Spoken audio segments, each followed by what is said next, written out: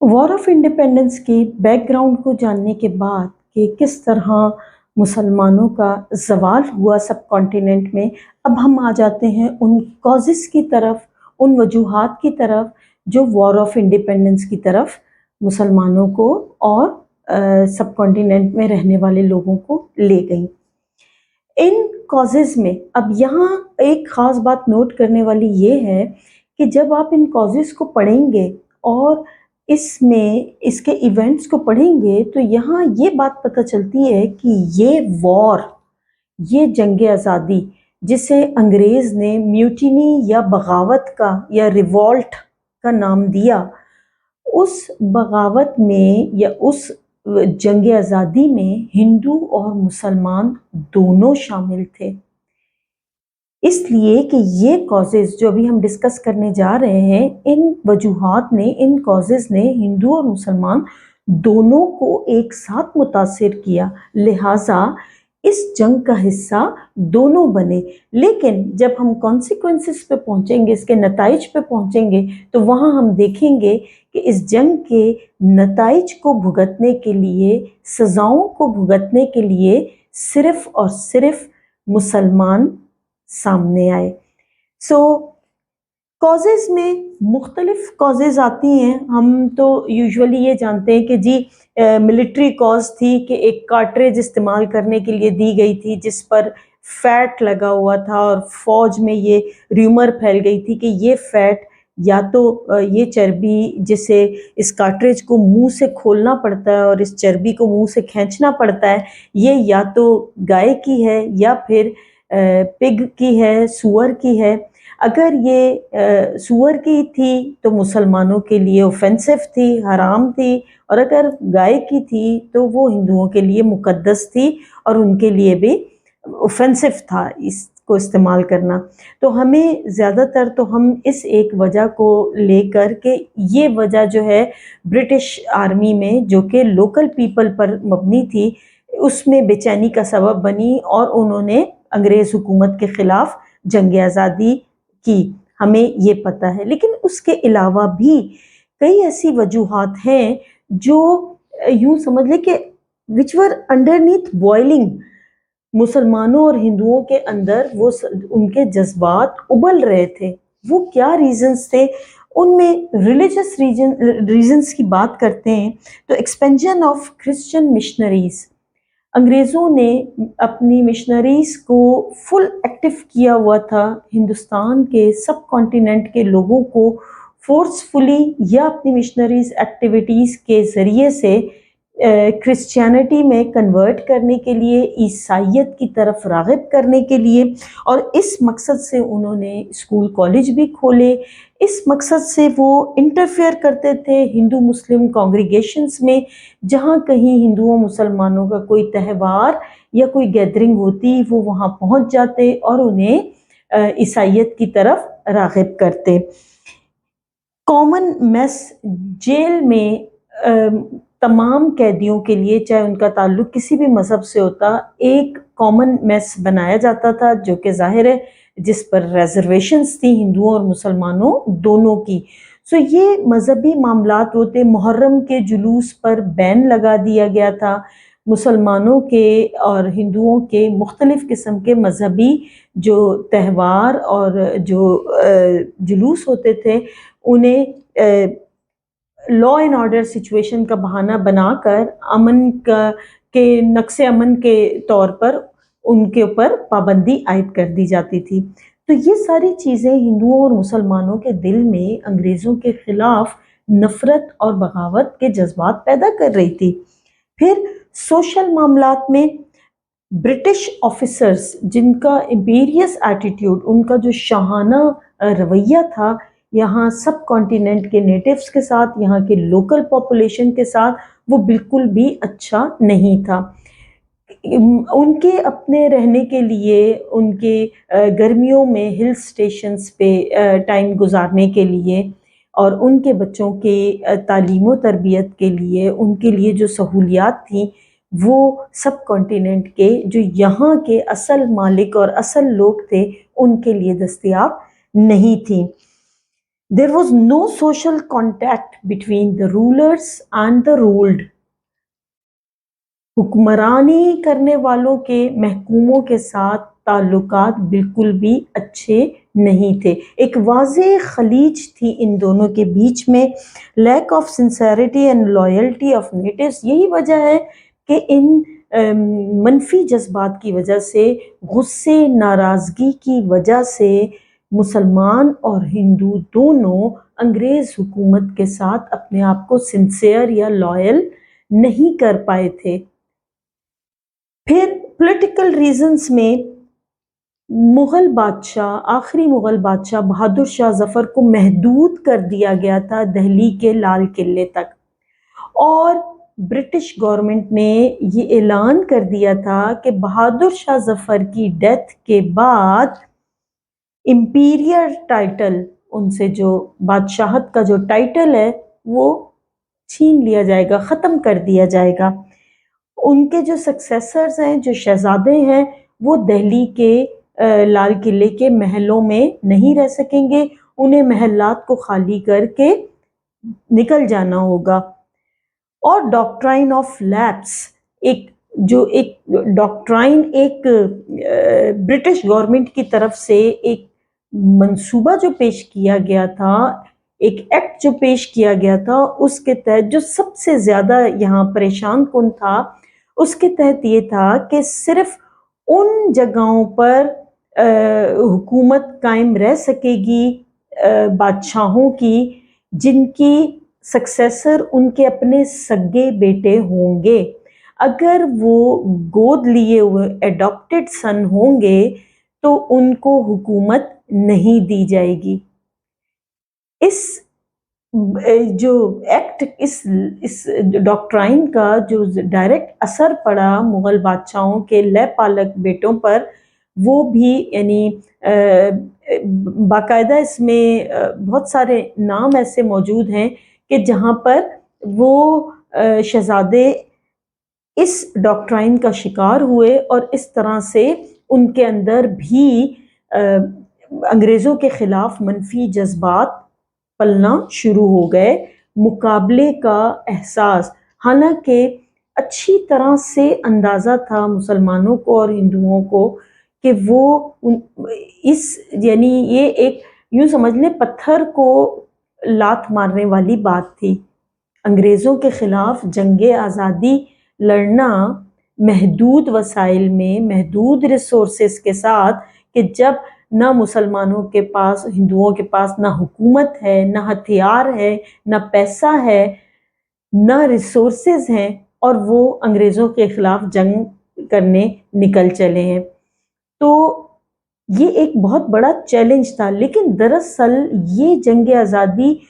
ان تمام ناراضگیوں کا، ان تمام منفی جذبات کا اظہار تھا انگریزوں کے خلاف، جو مسلمانوں اور ہندوؤں نے کھل کے کیا.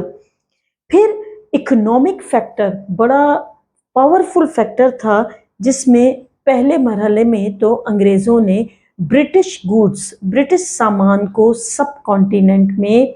امپورٹ کر کے یہاں کی جو لوکل مارکیٹ تھی، جو لوکل بزنس تھا، جو لوکل انڈسٹری تھی، اس کو تباہ کر دیا. سب کانٹیننٹ کی لوکل انڈسٹری جو کہ سلک، کاٹن اور جوٹ پر تھی، برٹش گوڈز کے آنے سے انگریزوں کا ان کی انڈسٹری ظاہر ہے بڑی ڈیولپ تھی، وہ وہاں سے اپنا سامان یہاں لا کر کم قیمت میں جب سیل کرنا شروع ہوئے تو یہاں کی لوکل مارکیٹ اور یہاں کا لوکل بزنس تباہ ہو گیا، جس کی وجہ سے سب کانٹیننٹ کے وہ تاجر، وہ مسلمان اور ہندو تاجر جو کہ انگریزوں کے آنے سے پہلے بڑے خوشحال تھے، پراسپیرس تھے، وہ ان میں غربت آنے لگی، ان امپلائمنٹ آنے لگی، اور انگریزوں نے اکنامیکلی مارکیٹ پر، انڈسٹری پر، بزنس پر، ہر چیز پر اپنا ہولڈ قائم کر لیا. ہیوی ٹیکسز، پیزنٹس جو تھے، کسان جو تھے، ان پر ایگریکلچرل ٹیکس لگائے گئے، بہت بھاری ٹیکس لگائے گئے، اور خاص طور پر یہ شرط رکھی گئی کہ اگر انہوں نے ٹائم پر اپنی زمینوں کا رینٹ نہیں دیا اور ٹیکسز نہیں دیے تو ان کی زمینیں بیچ دی جائیں گی۔ اس چیز کا بڑا نیگیٹو اثر پڑا کسانوں پر بھی، چھوٹے کسان پر بھی اور بڑے زمیندار پر بھی، اور وہ بھی انگریزوں سے دلی طور پر دور ہوتے چلے گئے۔ ملٹری، میں نے ابھی آپ سے اس کارٹریج کا ذکر کیا، اس سے ہٹ کر ملٹری میں کیا اصول تھا کہ جو برٹش سولجرز ہیں ان کے ریٹائرمنٹ کی ایج 70 سال، اور جو لوکل سولجرز ہیں ہندو اور مسلمان ان کی ریٹائرمنٹ کی عمر 55 ایئرس۔ جو لوکل سولجرز سے ان کی تنخواہیں برٹش سولجرز کی بنسبت بہت کم تھیں۔ ایک اور جو بے چینی کا سبب بات بنی تھی وہ یہ تھی کہ جو لوکل سولجرز تھے ان کو برما اور افغانستان کی جنگ میں یہاں کے جو لوکل سپاہی تھے ان کو بھیجا جاتا تھا۔ ان سپاہیوں میں بڑی تعداد ہندوؤں کی، برہمنس کی تھی، جو کہ یہ سمجھتے تھے کہ اگر انہیں سب کانٹیننٹ سے باہر بھیج دیا گیا تو یہ اس سے ان کی اعلیٰ ذات جو ہے وہ ان سے چھن جائے گی۔ عجیب عجیب سٹرینج جگہوں پر بغیر کسی اضافی الاؤنس کے، بغیر کسی اضافی خرچے کے، ان کی مرضی کے بغیر مسلمانوں اور ہندوؤں کو مختلف جگہوں پر ڈپلوائے کیا جاتا تھا، بھیج دیا جاتا تھا۔ اس چیز نے بھی فوج میں بے چینی پیدا کی تھی۔ جرنل سروس ایکٹ قائم کیا گیا 1856 میں، جس کے تحت لازمی سروسز امپوز کر دی گئی کہ جس کسی کو جہاں کہیں ریکوائرمنٹ ہوگی وہاں بھیج دیا جائے گا اور کوئی بھی اس سے انکار نہیں کر سکے گا۔ تو یہ وہ سارے ریزنز ہیں، آپ دیکھیے صرف ایک ریزن نہیں ہے، ریلیجس، سوشل، پولیٹیکل، اکنامک اور ملٹری، یہ وہ سارے ریزنز ہیں جو سب کانٹیننٹ کے ہندوؤں اور مسلمانوں میں انگریز سرکار کے خلاف جذبات کو نہ صرف پیدا کر رہے تھے بلکہ اسے یوں سمجھ لیں بوائلنگ پوائنٹ پر لے آئے تھے۔ اور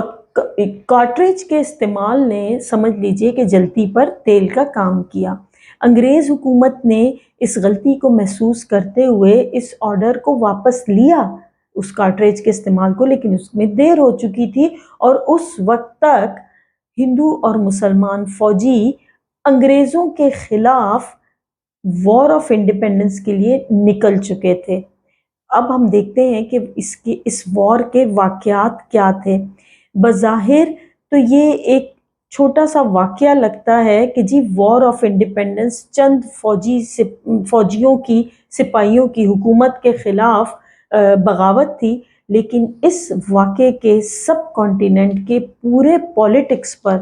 اور ہندوؤں اور مسلمانوں اور انگریزوں کے تعلقات پر بہت زیادہ گہرے اثرات مرتب ہوئے۔ وار آف انڈیپینڈنس، جسے نام جنگ آزادی کا دیا جاتا ہے، اس کے واقعات کیا تھے؟ اس کارٹریج کے استعمال اور دیگر جو ابھی میں نے آپ کو ملٹری کازز بتائے جن سے فوجیوں میں بے چینی تھی، میرٹھ سے یہ شروع ہوا 10 مئی 1857 کو، جب چند فوجی احتجاج کے لیے نکلے اور انہیں